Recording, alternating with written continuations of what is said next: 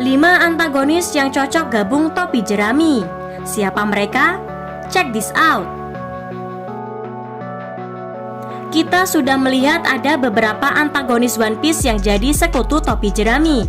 Misalnya Bellamy, Bentham, atau sosok-sosok yang membantu Luffy di Impel Down hingga Marineford seperti Buggy dan Galdino. Selain mereka, saya rasa ada juga beberapa antagonis One Piece lain yang sebenarnya cocok gabung topi jerami. Mereka biasanya memiliki sifat yang cocok seperti minimal mulia dan sportif. Siapa saja sih guys? Ini 5 di antaranya. Yang pertama ada Charlotte Katakuri. Kalau yang ini sih, saya rasa banyak yang berharap Katakuri bakal gabung topi jerami sejak dia kalah dari Luffy. Iya nggak guys? Soalnya Katakuri menunjukkan dia bukan hanya kuat, dia juga memiliki sifat terhormat. Luffy sampai menaruh respek padanya di akhir pertarungan. Ditunjukkan dengan meletakkan topi untuk menutupi mulut Katakuri. Tapi untuk saat ini, Katakuri dan Luffy terpisah dan tampaknya dia tidak akan jadi topi jerami. Walau rasanya belum tertutup kemungkinan dia bakal jadi sekutu suatu hari nanti.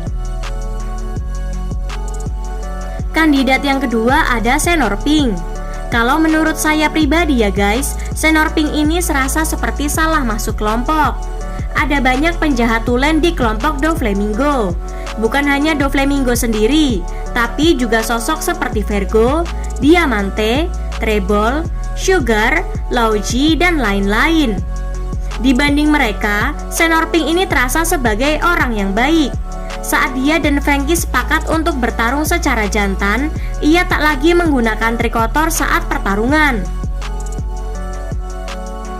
Ia bahkan siap menerima pukulan terakhir Franky yang mengalahkannya setelah Franky bertahan dari serangan pamungkasnya.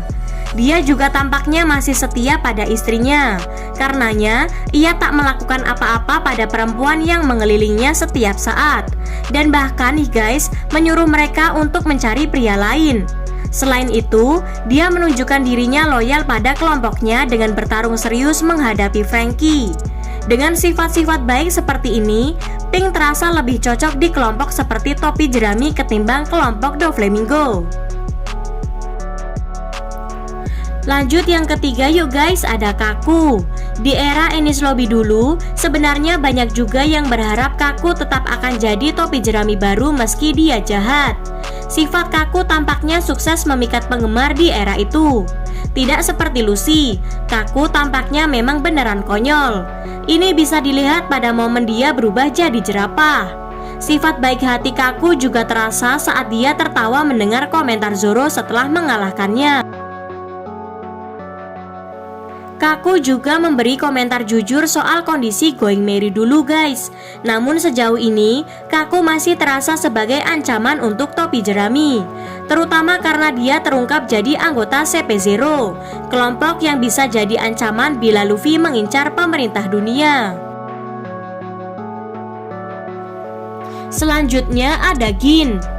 Gin memiliki sisi buas, tapi dia juga bisa dikatakan memiliki sisi terhormat. Dia tidak suka harus bertarung melawan Sanji yang telah memberinya makan guys.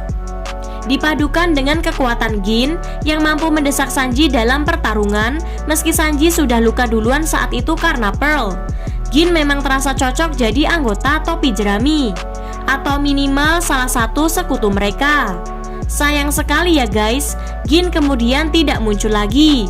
Antara dia mati karena efek racun Krieg, atau dia tidak cukup kuat untuk masuk ke Grand Line. Dan yang terakhir ada Koby.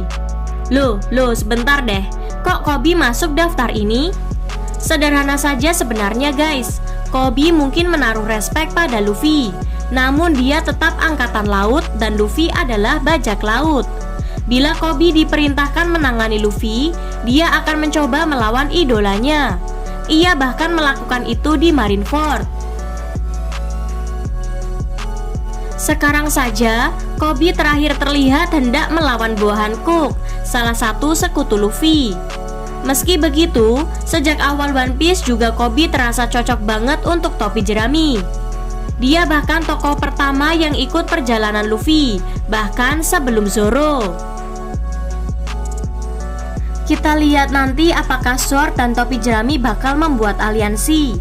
Tapi untuk sekarang sih, Koby terasa cocok banget jadi sekutu Luffy, terutama karena dia memang mengidolakan Luffy.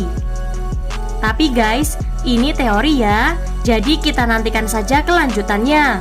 Gimana menurut kalian? Sampaikan di kolom komentar ya, pastinya dengan bahasa yang sopan. Terima kasih. See you on the next video.